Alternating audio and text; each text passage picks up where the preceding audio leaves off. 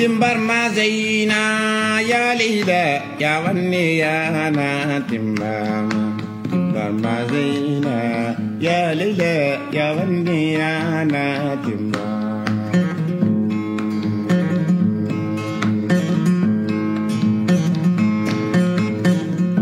Hey.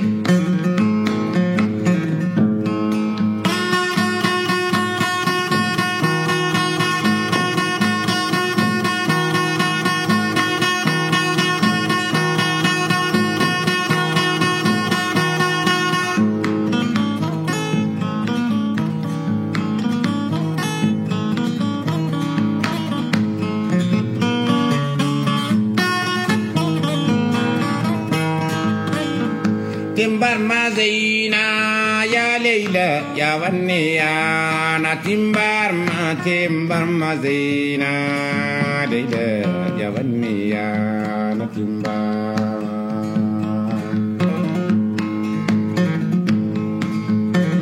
Haidara.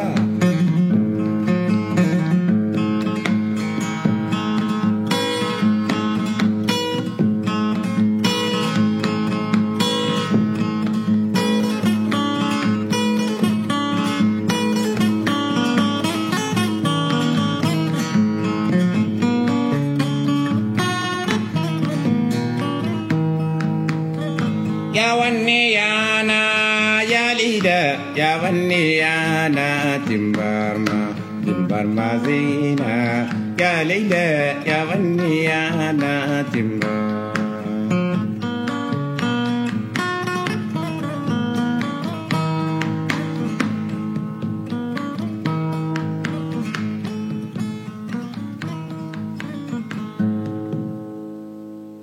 Ala Farkature, winding up today's edition of Border Free Radio, music for your Sunday afternoon here on K-Squid. Let me take care of our identification here. First things first. KSQD Santa Cruz, 90.7 FM. KSQT Prunedale, 89.7 FM, and translator K208GE Monterey, 89.5 FM. All right, that's who we are, and I'm Howard Feldstein, the program director here at K-Squid, and I've got two people in the studio and one on the phone, and we're all talking for a couple of minutes about our fall fundraising drive. We do it twice a year. I've got Jill Cody, the host of the upcoming program, Be Bold America. I've got Elaine Johnson, local activist and community member, and on the phone we've got the illustrious Tom Hartman, our honored guest and interviewee today, all urging you to support Community Radio K-Squid, which is a non-commercial station. We come to you without advertising or any strings attached to any underwriters or funders from the government or corporations.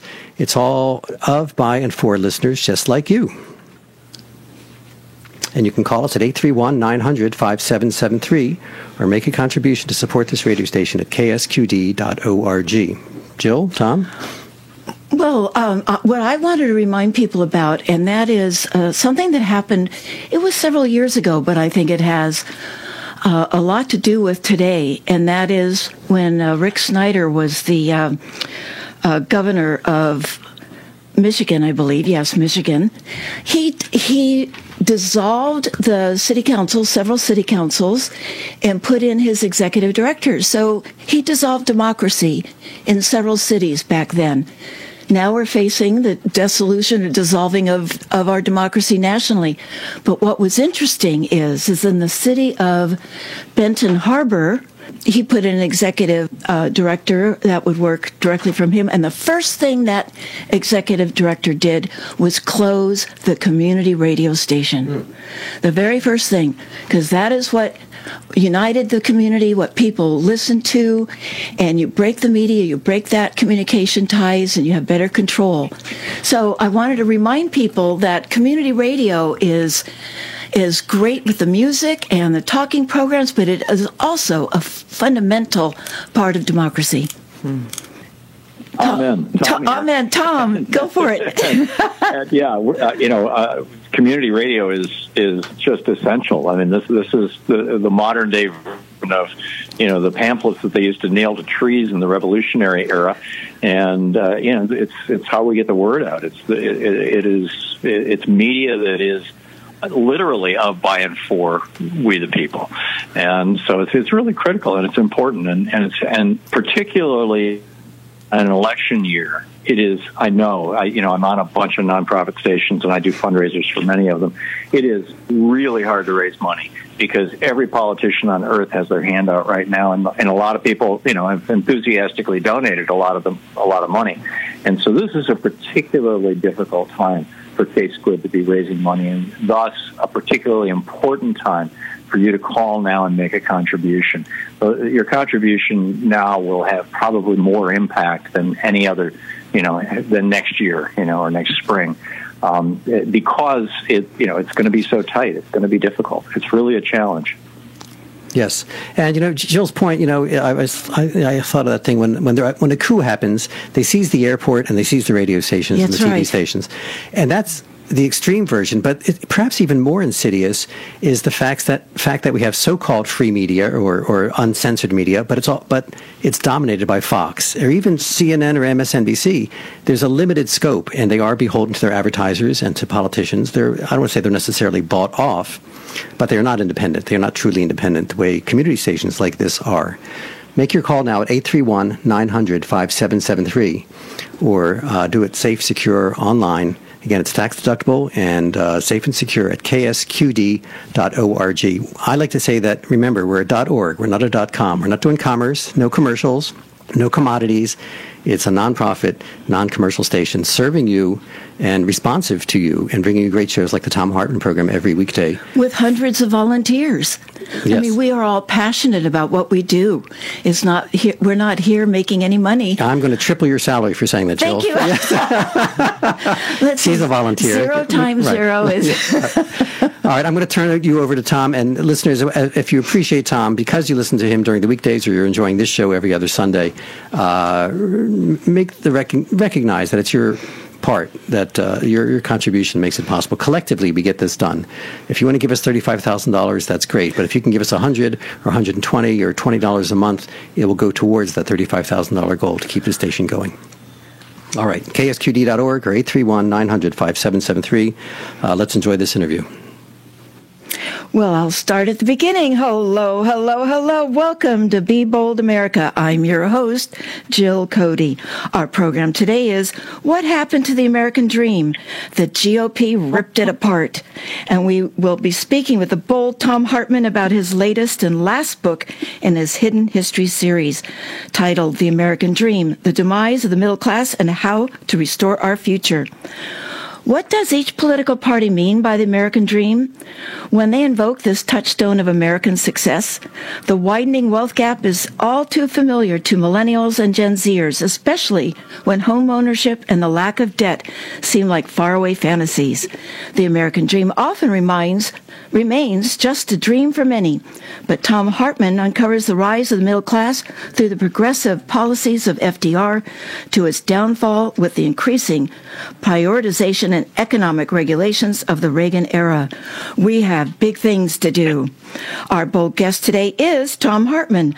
Thom is a New York Times bestselling author of over 30 books and has been America's #1 progressive talk show radio host for more than a decade.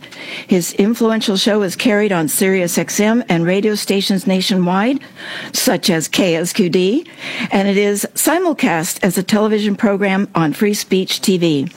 His social media sites are ThomHartmann.com, TheHartmannReport.com, where you may find his daily op-eds for free, and HiddenHistoryBooks.com, or reach him on Twitter at Thom_Hartmann.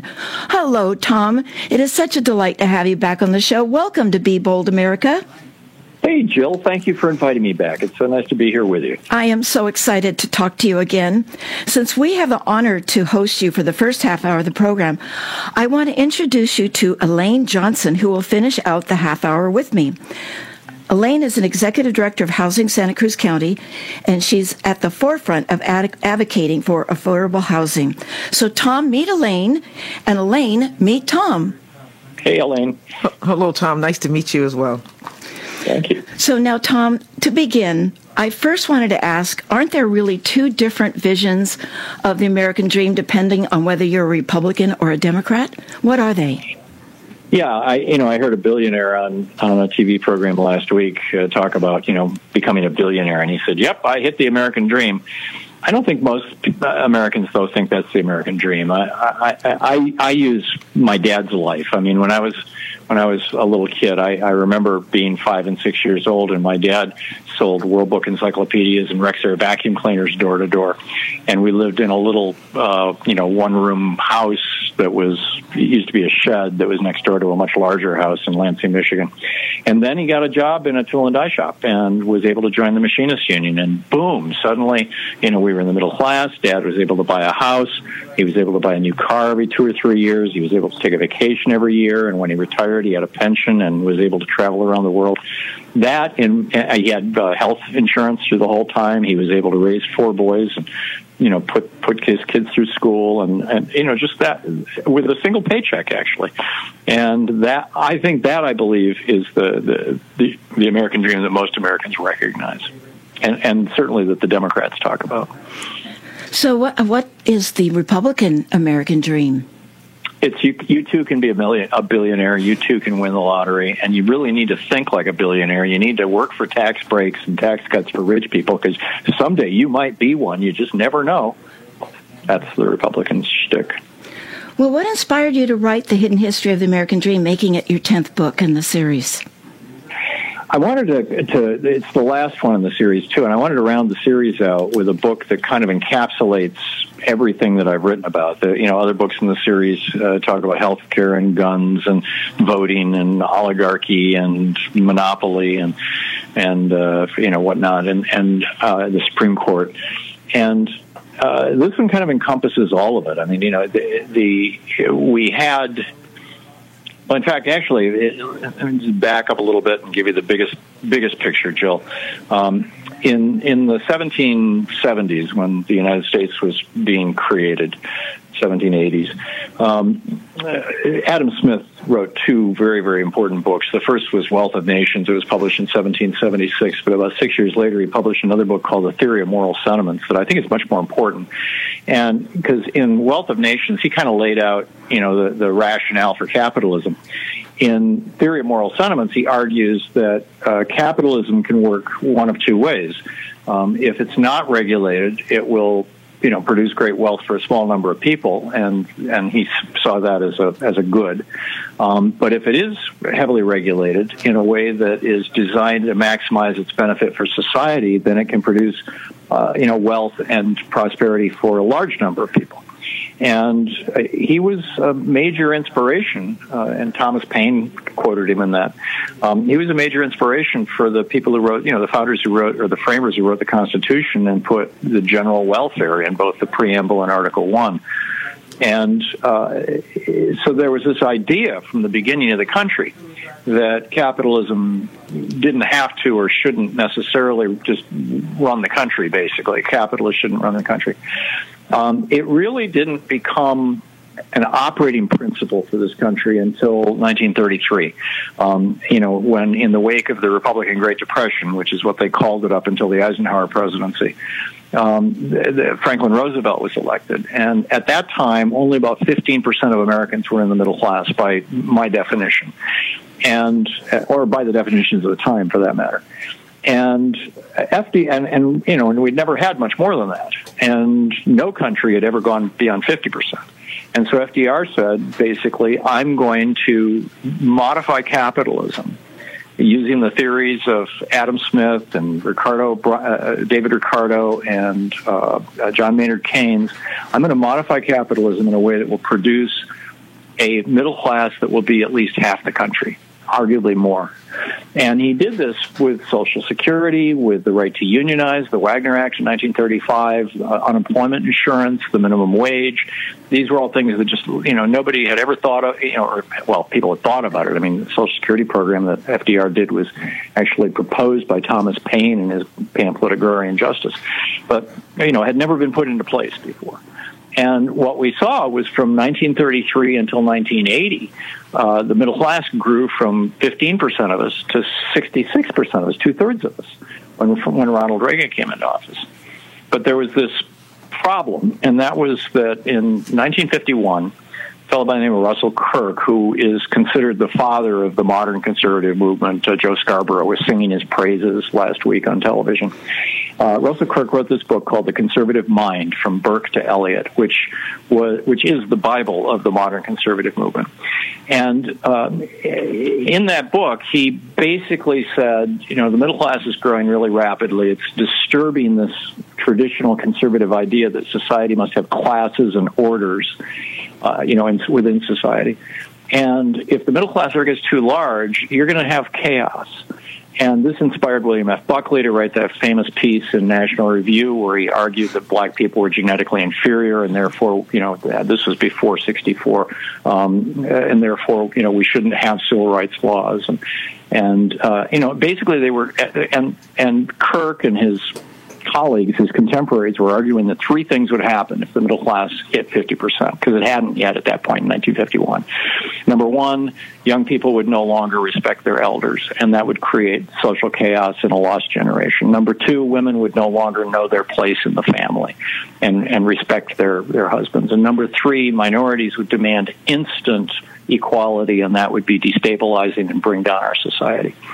And in the 50s, when he published this book, Barry Goldwater and Buckley got all excited about it, but most Republicans thought he was a crackpot. And then the 60s happened. In 1961, the birth control pill was legalized, so by 65, 66, we had a major women's movement with women demanding equal rights in the workplace. By 67, you had major anti-war activity going on among young men who were burning draft cards. And the 60s was the peak of the civil rights movement. When King was assassinated, we had cities on fire. And at that point, Republicans looked around and said, "Holy cow, Russell Kirk was right."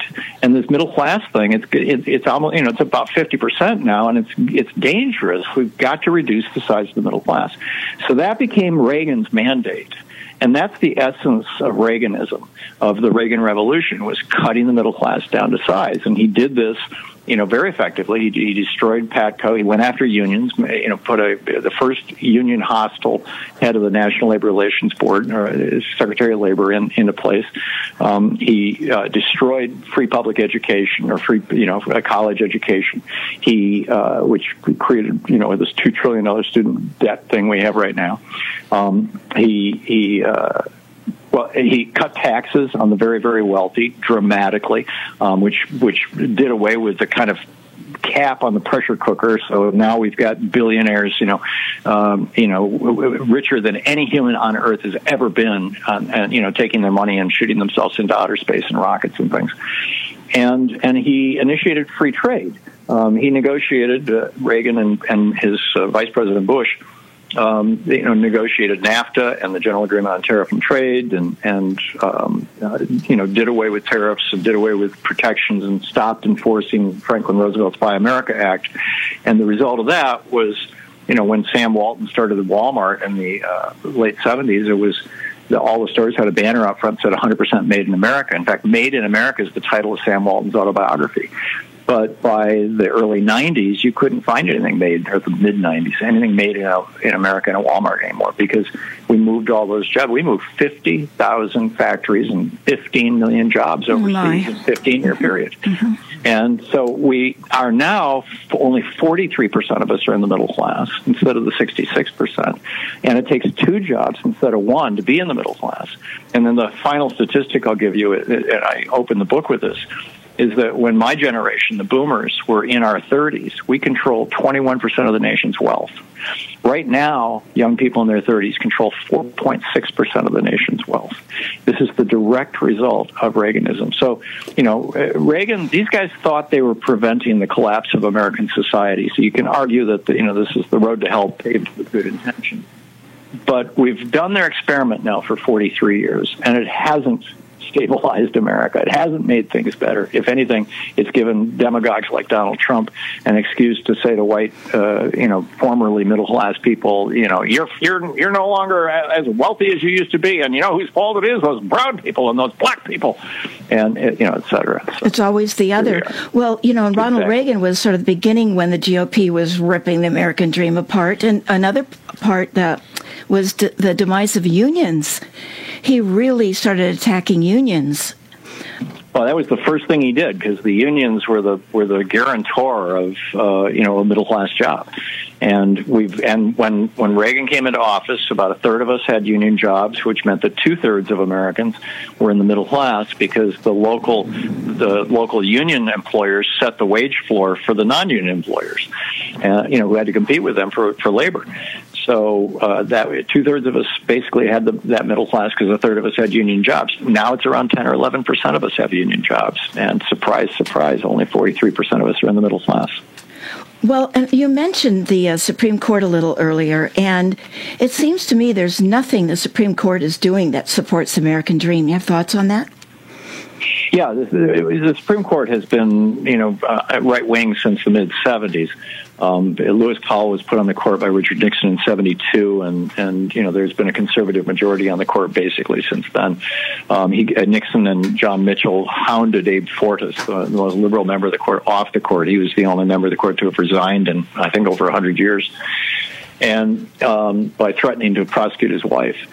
And which, the modern Democrats in the Senate, I wish they'd take a lesson from this and go after Ginny Thomas, but that's a whole other rant. Right. But the Supreme Court has 7 different Supreme Court decisions. This is my book on the Supreme Court, have worked to make it harder to unionize and to gut unions. You've got, of course, the right to work for less laws that were passed with Taft-Hartley in 1947 that every red state has now adopted, that make it hard for unions even to exist. Well, I know Elaine has a question for you, too. Elaine? Really? So I agree with your view that housing should not be treated as a commodity, but I'm wondering if you could share your reason why, and also how can we change housing from being treated this way? Oh, that's a great question. I think that there are a couple of things, basic things that human beings have to have in order to live, or at least live reasonably, and that those things should not be considered commodities, and they shouldn't be subject to the free market or entirely subject to free market forces. And that includes healthcare, education, and housing, and arguably food. But with housing specifically, for a long time, housing was basically just housing. People bought houses to live in them. Mm-hmm. And in 2008, when George Bush crashed the economy that crash was founded in housing. And mid-2009, one of the big banks, I think it was Morgan Stanley, I could be wrong, wrote a white paper saying, here's a new thing that hedge funds and big banks can invest in, which is buying single-family homes and turning them into rental properties. Mm-hmm. And the big banks just jumped on this thing. And so now there's literally millions of homes in America that are owned by banks and hedge funds, and they're using a single piece of software to calculate rents, and it's just jacking rent up all across the country, and it's caused a shortage of homes, particularly low income, homes that starter homes, as it were, that people can buy. So we also have a problem of foreign investment. There's there's 14 million empty homes in America, an awful lot of, and about 1 million homeless people. There's an awful lot of that is the result of foreign investors. There's a lot of Chinese billionaires who buy residential property in the United States to park money here, and Saudis and even Russian oligarchs. So what I'm suggesting is that we should do like some provinces in Canada have done, like several European countries have done. This is not new or novel. Multiple countries have been doing this for over a century, which is to say, if you are not an American, if you buy a home here, you must live in it at least 6 months out of the year. And if you are an American, individual or a corporation, you may buy up to a certain number of homes. I'd propose 5. And, it's because some middle-class people will buy a house, and then, when they buy a second house, they keep the first one and turn it into a rental property. And after they've got 2 or 3 of these, they've kind of got their own little wealth machine, and I don't want to blow that up. It's crazy that we've got banks that own thousands and thousands of homes, that they're going into these towns and with bags full of money and bags full of checks and buying them. So I think we need some reasonable restrictions on housing stock, as it were. so that we don't end up, so that the situation doesn't get worse. It shouldn't have gotten this bad in the first place. You are listening to Be Bold America on KSQD 89.5, 89.7, and 90.7 FM. Many voices, one station, and we're listening to the bold Thom Hartmann. Now, I think Elaine had a quick follow-up question. Did you have a quick one there? By the way, did I answer your question, Elaine? Yes, you did. And I'm also curious, though people may be purchasing additional homes and renting it out, isn't at the end of the day, as you said, and I totally agree with this, I mean, housing is a human right. If someone's buying a home and renting it to somebody, that means someone or someone's are being able to have a stable place to call home. So you can kind of look at it both ways, no? I don't disagree. What I'm arguing is that first of all, you're much more likely to have a reasonable relationship with your landlord if that landlord only owns 4 or 5 homes and thus is directly interacting with you, as opposed to having one of the homes that Jared Kushner owns thousands of homes, and they're just notoriously in terrible shape, and they're all rental properties. So number one, it's a little better for renters. Number two, about half of America are renters, and there are people who don't want to buy houses or won't buy houses, and so there is going to always be demand for rental properties. And number three, allowing people to have a little bit of capitalism, essentially, a little bit of entrepreneurship if they want. I think that relieves the pressure of people arguing that this is, big government inserting itself in the marketplace and preventing people from, et cetera. I'm perfectly willing to see different numbers or even zero, or one house, Now, Tom, but it's something we should have a national conversation about, frankly. Yeah. To move to the climate crisis, I was trained by Al Gore in 2006 and 2007, went to several of his trainings to be authorized to present his An Inconvenient Truth slideshow. And I also wrote a book, Climate Abandoned, We're on the Endangered Species List. So I definitely want to get to this question about how does the climate crisis threaten the future of the American dream? Well, mostly it's threatening our lives, in our properties. Yes. It's getting nearly impossible to get home insurance in Florida right now. I can't get home insurance here. Really? No, wow. no. Wow. I can't get home insurance here. And in the place I live now, they can't get home loans either because FEMA won't loan on our development because of the fire threat. I know. It's very serious. Yeah, and so our way of life is threatened by climate change, and our lives are threatened by climate change. And frankly, I'm of the opinion that the Harris campaign should be emphasizing this far stronger. This is a big deal, and Ron DeSantis ordering the entire state of Florida, all state documents that have any reference to climate change or global warming to remove those references. I mean, this stuff is obscene, what these guys are doing in exchange for the oil money they're getting. One thing I learned in the training of Al Gore was the product of doubt.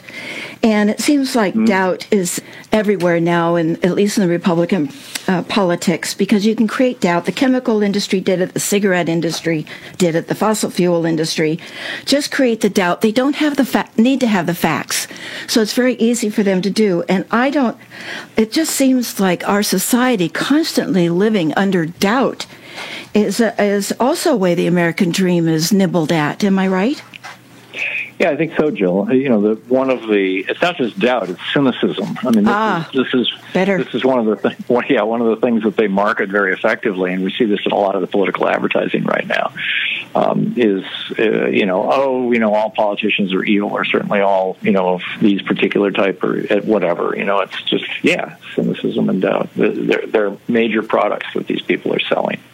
Well, another thing that's happening too with Donald Trump being on the scene for 9 years is the increase in really the mental and some people the physical abuse. That also seems to be harming the American dream. I would think the American dream would be free of being mentally and physically abused, right? By your elected Yeah, you would hope, but Trump is an abuser. I mean, he's been convicted of rape. He's got 20 women accusing him of this. His first wife accused him of rape. He's a psychological abuser. I think he's tortured his children psychologically throughout their lives. They all act like battered children. The guy's a psychopath, and the people who are tossing in with him, by and large, are at the very least sociopaths, as far as I can tell. And I think it's a very dangerous thing for America. How do we restore the future? Let's get to the positive. Well, the good news is that we've done this before, and we know how to do it. Yay. Yeah, indeed. We need to roll back Taft-Hartley. We need to once again legalize unions nationwide and do away with the right to work for less in the red states. We need to raise the national minimum wage to a reasonable amount, at least $15 an hour. We need to make sure that everybody in the country has access to low cost and high functioning health care and education and housing. And like I said, we've done this before. FDR did it. LBJ did it. Dwight Eisenhower, a Republican, did it. When he ran for re-election in 1956, the two main claims that he made about "please re-elect me" were, number one, that he had added more than 1 million union members in America that year, or in the previous year, and number two, that he'd expanded Social Security. We need to strengthen Social Security. We need to make Medicare available to everybody in America. We need to expand the program right now to get rid of the 20% hole in it that requires Medigap policies and add vision and hearing and dental. Just pretty straightforward stuff. I mean, Bernie's been talking about these things for years. And again, they're not radical ideas. These are things that Canada does. These are things that Costa Rica does. These are things that pretty much every European country does. And we're the richest country in the world. We can easily do these things. It would just mean that the billionaires would have to pay the damn fair share. What a concept, huh? Yeah. Well, Tom, thank you so much for being on Be Bold America, being our bold and impressive guest. Thank you again for writing 10 brilliant books in your Hidden History series. They are a civics class, and everyone should read them. Our future depends on it. Thank you for being on Be Bold America. Well, thank you, Jill, and thank you, Elaine. And to our listeners, please call and donate to K-Squid. Love it. Thank you so much. It's nice to meet you, Tom. Okay. Thank you, Tom. All right. Nice to meet you, Elaine. See you tomorrow at 4 o'clock here on K-Squid. There you go. All right. And do as Tom said. If you can make a contribution now, do it at ksqd.org or by calling 831-900. ksqd.org, or give us a call, 831-900-5773. I'll throw it back to you, Jill and Elaine. Thank you. Well, if you're just joining us, in the first half hour of the show, we were speaking with the inspiring and bold Thom Hartmann on his new book, The Hidden History of the American Dream, The Demise of the Middle Class and How to Restore Our Future. Now we're very fortunate to have Elaine Johnson to help us discuss some insights from Tom's interview and book. Elaine is the Executive Director of Housing Santa Cruz County. Elaine is at the forefront of advocating for affordable housing, and she works tirelessly to ensure that housing justice and equity are realized for all. To learn more, please visit HousingSantaCruzCounty.com. Welcome to Be Bold America, Elaine. Thank you for having me this evening. Well, thank you for finishing this hour with me. You've been listening with me when Tom was on the air with us, discussing the American Dream. What struck you as some of the key points? That we have to keep moving forward and not go backwards. Anytime I hear the lack of housing, the lack of food, the lack of health care, which so many currently don't have, it just there's this feeling that just comes over me, because those literally are basic things that every human being should have, regardless of your socioeconomic status, the color of your skin, where you live. And so, as Tom was giving us the history, going way back to the 30s and then to the 50s and then to the 70s, it's showing you how we just keep going back and forth with the who gets what and who doesn't get what. And that key word, he shared it a couple of times, and I wrote it down a few times. It's about access. Who has access and who don't have access. And for the people who don't have access, how do we get them to have access to, I mean, healthcare is a human right. It just is. You know, being able to eat is a human right. I know what it's like to go hungry. I went hungry a lot growing up. And it was extremely difficult. And nobody, doesn't matter age, sex, color of your skin, should have to go to bed hungry or make that choice of, do I feed my children or myself or pay the rent? Because I know what that's like as well. And it wasn't that long ago where I was experiencing that, you know. And so if we have to raise the minimum wage, I'm glad that's on the ballot, right? Because, you know, as Tom mentioned, I know people that work 3 jobs and still don't have enough. You know, and that's not living. In the 80s, it was 2. I remember. Yes. But now it's 3. And I remember when George W. Bush was in a town hall and the woman said, I have to work, I think it was 4 jobs to make it. And he goes, good for you. I went, no, it's not good. And he thought that was a fine thing. Yes, he did. And that's not living, that's surviving. Exactly. And we're not here to survive, we're here to live. And so, you know, going from one job to another, then to go home, if you have a home, to lay your head down, to just do it all over again, is not living, it's surviving. This country, we can change this. We can change this. We can't go backwards. You know, living in California, I moved here from New York 22 years ago, living here in California. I've seen a lot of fluxes in like the housing is detrimental here in the state of California. Santa Cruz County is the most expensive place to live in the country. That mind boggles me, right? So, okay, so now that we know that, what do we do about it? We have to continually lean towards solutions that impacts all, not just some. You know, because Tom talked a lot about the middle class. Today, what is middle class? Because I could tell you, you have to make almost $80 an hour to afford a 2-bedroom home. And who makes $80 an hour? Right? And so, you know, middle class, I mean, to me, it's just a word anymore. Yeah, there was a time where middle class meant this, but today that's not the reality.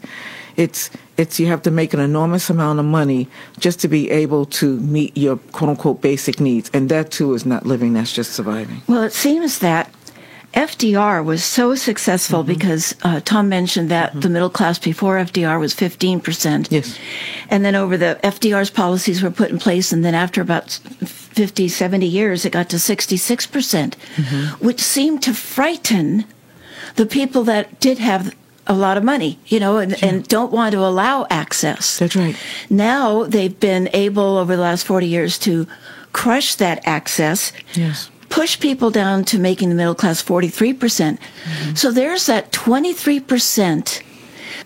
Reagan's time wasn't that long ago. They remember how things were with their parents before that. And so there's that 23% that has been pushed out of the middle class and forced down into the lower. And they're the ones that are angry. And I don't blame them for being angry, but it seems to me that the anger is what Donald Trump has tapped into. Do you have any thoughts about the loss of the middle class from 66% to 43% and their right to be angry about that, and yet how it seems to be manifesting in our politics today? You know, anger has its place, right? And we can be angry, express our anger, but do it in a constructive way that'll keep us moving forward. Not keeping us stuck in the story and the narrative, right? Because at the end of the day, then you become the victim, right? And that's not what you want. You know, what I know, Jill, is as individuals and as communities and in this state and in this country, we all just have to continue to lift each other up. You know, because I heard and I made a note of it when Tom said, you know, they were angry at the black and brown people. I heard when he said that, and me being African American, you know, I had to turn within for a moment, right? Because still to this day, you know, we're not seen as educated or Well, they're all always otherizing. there's always something wrong with someone, right? And it could be LGBTQ. It That's could right. be Hispanics. It could be African Americans. It can be trans. It can be That's exactly women. right. That's right. Women are being otherized too. That's right. And that doesn't move the needle. Mm-hmm. Right? It just, I know for me, it makes me really stand in my power. Right? It makes me root, because I'm always going to, my father taught me just to be rooted and grounded in what you know to be true, and forgive them for how they treat you. Because if you don't, then you stay stuck in it. Mm-hmm. I don't want to be stuck. I spent a lot of years being pushed back, not being invited to the table. Or if you're at the table, they can't see you at the table. Right? You had to bring your own chair, bring your own table.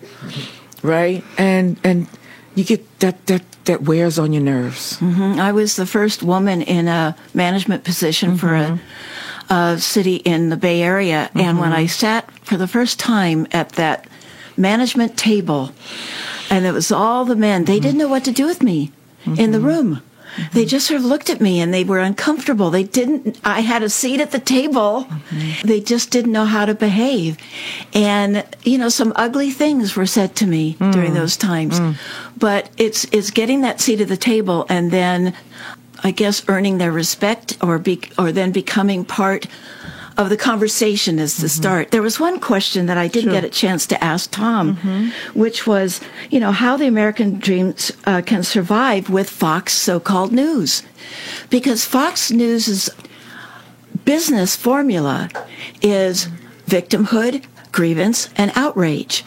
I just saw a clip not too long ago with Hannity in a show saying, "You're going to be angry when you hear about this story. You should be outraged when you hear about this." He just tells them to be outraged, tells them to feel like a victim. And I just don't know how, when you have a demographic that watches Fox News. I even heard a story, I think it was on Tom Hartman this past week. Somebody called in, said their father was in an assisted living home, and they turned the channels to Fox News and broke off the knob so that it couldn't be changed off of Fox News.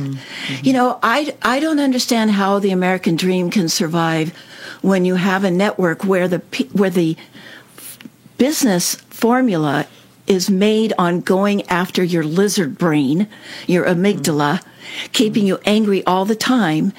And yet Hannity just bought a 30,000 square foot home right on the coast of Florida next to Mar-a-Lago.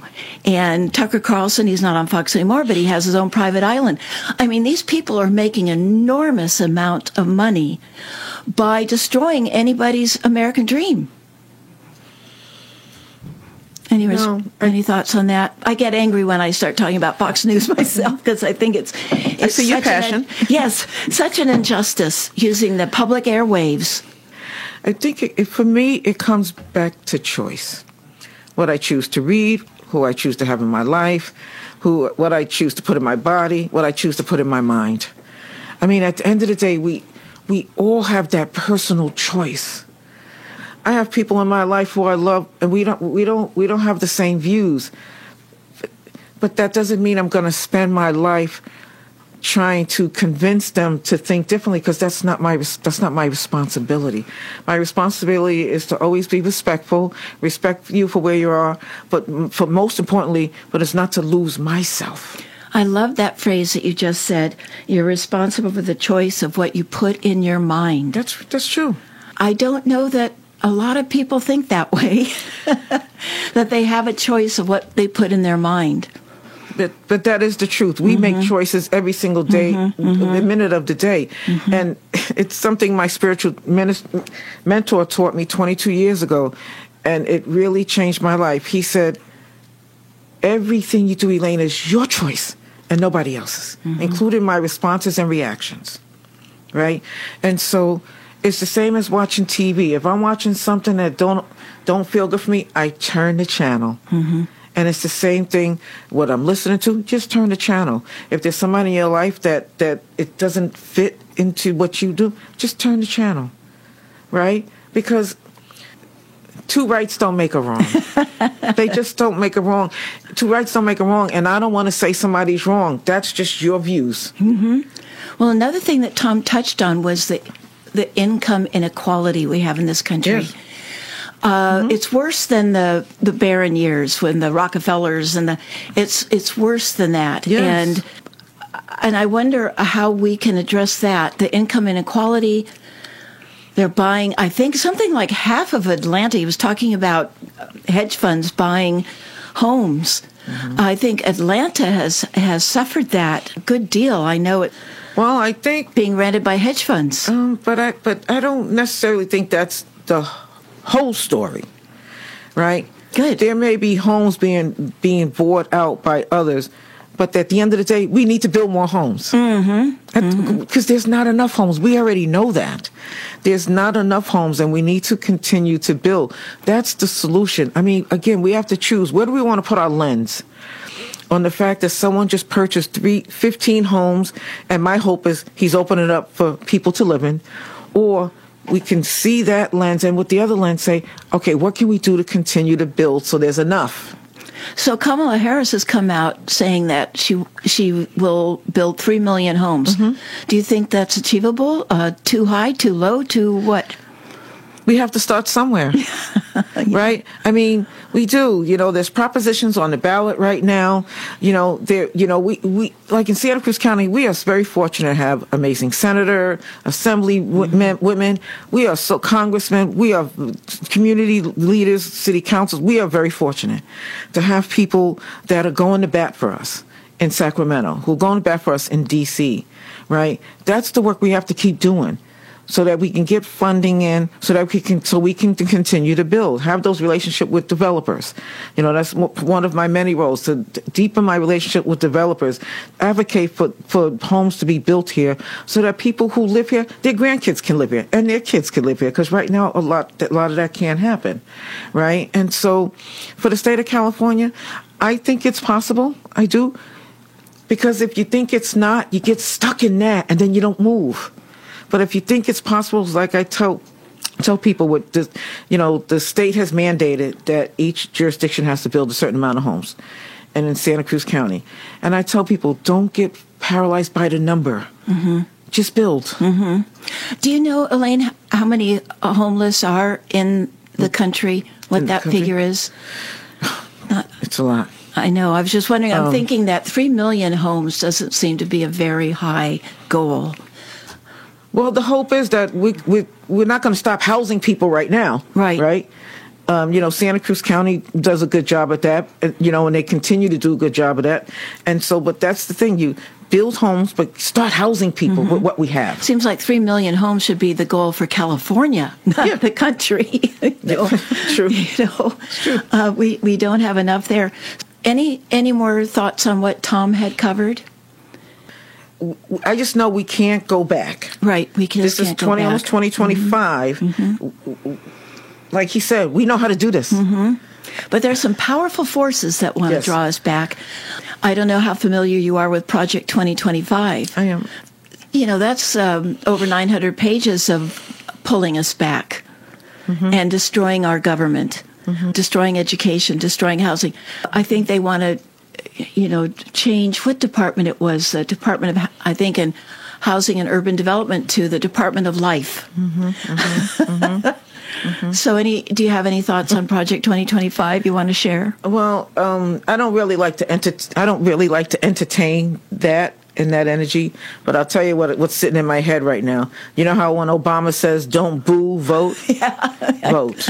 Yeah, vote. We just have to vote. It's a vote. And then for the other 364 days a year, you still got to keep doing the work. You got to keep doing the work, and you got to let your elected officials know what you're thinking. And I am always shocked at how few people call up their congressman's office or call up their state legislative offices. They're very friendly, You want to keep it to one topic at a time. Usually an intern is answering the phones, but they're very open to hearing you, because you might think you're just one person calling, but when they get on a particular issue, but when they get 1,000 people calling, that gets their attention. So you need to have faith that you might be supporting a particular issue around the climate crisis or housing, or you know that you're not alone and there's many other people are calling, but call or send a note. Just doing the things on email, that doesn't really cut it. It's a phone call, it's a letter, it's a postcard. That's what they pay attention to. And it's also getting involved. And getting involved, I was yes. at an event last night. Congressman Panetta was there. Senator John Laird was there. Assemblywoman Gail Pellon was there. And I can say all three of them are also personal friends. You have to get involved. They are there to not just listen, but they take action. And so I tell people, sometimes you may have to call them twice because they are busy. They're working. They're working on our behalf. Reach out to them.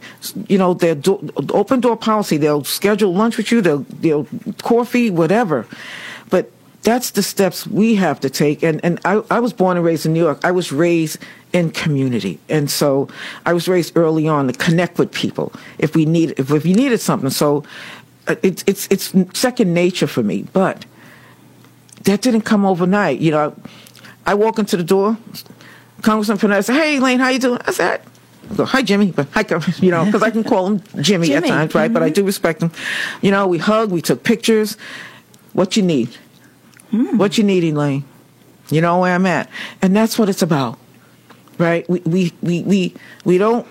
After November 6th, we don't just everything's good. We keep doing the work, right? We have to keep doing the work as a community, as a country. Now, I know not many people have done what I do. I have my legislative offices in my phone as a favorite. Yes. So I can just press that button. I mean, if you just put their phone number in, that's right, your phone once, then when something pushes your button, you can push the button on the cell phone and get the office and leave a message or talk to the person who answers the phone. It is as easy as that, and yet there is some mental block people have about calling up or talking to their legislative representatives. They are elected to represent us, you, all of us, and it is our responsibility. Part of getting involved is joining an organization, but also calling them and letting them know what you want them to fight for. Now, one thing that I've heard Tom say on his show many times, and that is that when you're talking about going to the events and they're there, that's the Democratic representatives. The Republican representatives have stopped town halls. They don't do that anymore. So it's much harder for those who are in a Republican district. Tom has said this over and over again, that they're, of course, interested in supporting their donors, their large donors, and not being in town halls. So we're very fortunate in this county, Monterey and Santa Cruz, to have such good representatives. Yes. So you are listening to Be Bold America on KSQD 89.5, 89.7, and 90.7 FM. Many voices, one station. And I want to thank you, Elaine, for coming into the KSQD studio for this show on the American Dream. As a bold leader in Santa Cruz County, you do invaluable work. Thank you for the gift of your time. Thank you, Elaine. Thank you. Honored to be here. What's up next on Be Bold America? Please join us Sunday, November 3rd at 5 p.m. when our topic will be Tuesday, the choice between two Americas with Betty Dangerous. It has come to this. After 50 years of implementing a velvet coup, this Tuesday, our Tuesday, Election Day Tuesday, we've been forced into deciding between two very different Americas. Elect Harris Walz, and we continue with the democracy and the rule of law our founders designed. Elect Trump Vance, and our original form of government is gone, and an authoritarian regime supplants it as being above the law. As Timothy Snyder, professor of history at Yale University, recently stated, if Trump wins, America ends. Betty Dangerous, also known as Heidi Sigmund Kuda, is an Emmy Award-winning investigative reporter, filmmaker, and best-selling author who will give us her views on the two Americas. So don't miss Tuesday, The Choice Between Two Americas with Betty Dangerous on Sunday, November 3rd at 5 p.m.